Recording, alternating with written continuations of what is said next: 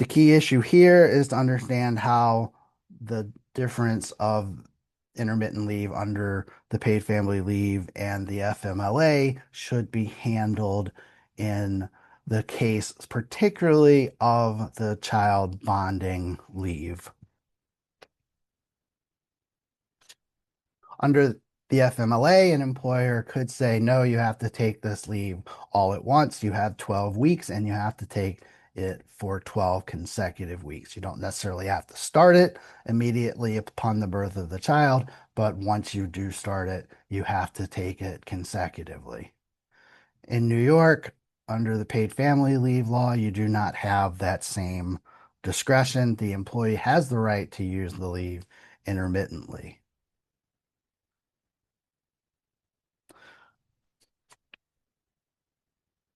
One important detail here is that the paid family leave, intermittent leave, must be taken in full day increments because the benefit is only paid out in full day increments. Whereas under the FMLA, when you do have to or choose to allow intermittent leave, you can do it in smaller increments. But again, it still becomes problematic for employers to have employees who choose to be out for perhaps 1 or 2 days every week or a few days here and there scattered across the 12-month period after the birth or adoption of a child.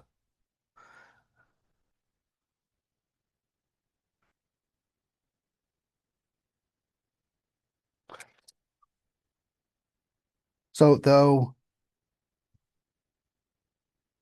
you may not like it, there's no clear basis to deny intermittent leave on the schedule requested by the employee.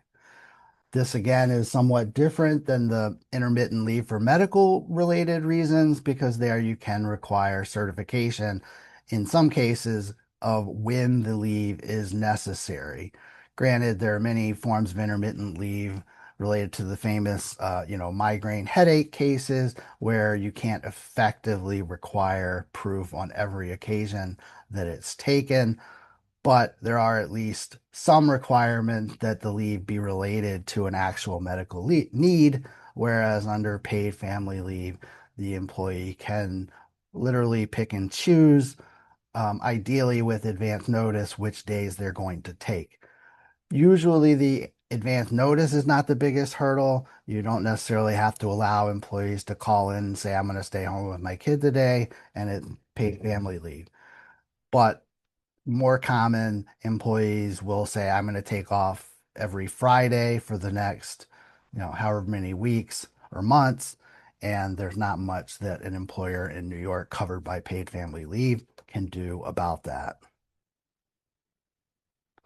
So, from a practical standpoint, intermittent paid family leave creates some administrative challenges. For example, scheduling coverage for those intermittent absences. Depending on how specific the employee's function is, it may not be easy to cover for them, even if you have advance notice of when they're going to be out. And then there is also the matter of actually tracking how many of days have been used. So an employee who regularly works 5 days a week, each time they use a day, that's 1/5 of a week.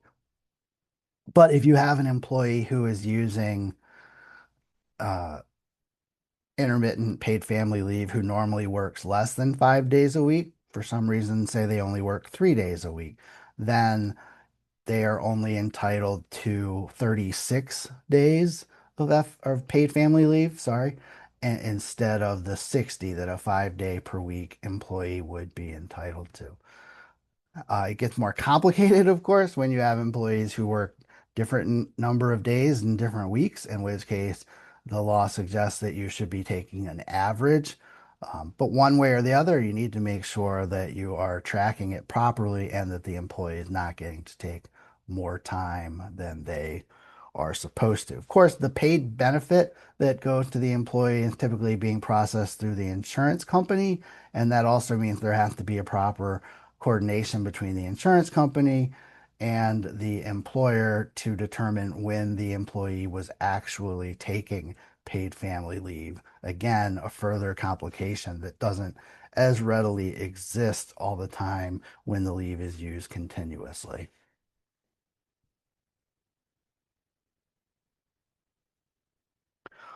So, what should employers do when faced with requests like this? Well, again, ultimately, the employee is going to have the entitlement to take intermittent leave for paid family leave, but that's only if they are actually eligible for the paid family leave in the first place. So you have the right and should require that the proper documentation is submitted. Employees are going to be motivated to provide that because it needs to go to the insurance company so that they get paid the wage replacement that they're entitled to. Once that documentation is provided and completed, including any certifications, which typically aren't going to be too challenging in the child bonding situation, either they've had a child or adopted a child or they haven't, um, then you should start administering the benefit. As a practical matter, that's typically going to mean running the FMLA simultaneously. So while they're not entitled to intermittent leave under the FMLA, that doesn't mean you can't still apply the FMLA to those days. You can, as an employer, voluntarily allow employees to use bonding leave intermittently, so there's no disconnect there. And of course, you want to run the leaves consecutively in most cases because otherwise the employee will end up with the potential to take another 12 weeks of unpaid FMLA after they've used up all of their paid family leave. Now, the bigger practical problems become that the employer has to figure out how to handle the employee working on certain days of the week. In many cases, it's not that challenging. You can't require the employee to do more work on the other days, but you can at least require that they are working when they are there and focusing on the most important tasks that need to be done in the time that they are working. In situations where the employee is one of many in the same job function, then you may need to, adjust your scheduling to have other people in to fill the position. But there are some complicated scenarios that I've come across in practice where it's really just entirely burdensome on the employer to accommodate an employee taking a day or two off every week, for example. Um, I've run across one situation where an employee had to travel for their job and they were effectively wanting to take off 1 or 2 days a week that would make it impossible for them to do the travel that's necessary. Um, and again, the employee has the right to the leave. You can't, there's nothing specifically in the paid family leave law that allows you to say, well, because we can't make this work, you don't get the time. So I encourage you to try to work with the employees in that situation to make it agreeable how you're going to manage the situation and still allow the job to be done. But I would be cautious at the end of the day of telling an employee you can't take paid family leave. You would need to find a way to allow them to take the time off, even if that means intermittently, if they have the legal right to do so. So the takeaway from this scenario is that the New York paid family leave has its own set of rules that don't always mirror the FMLA or how you would choose to administer your own parental leave policies.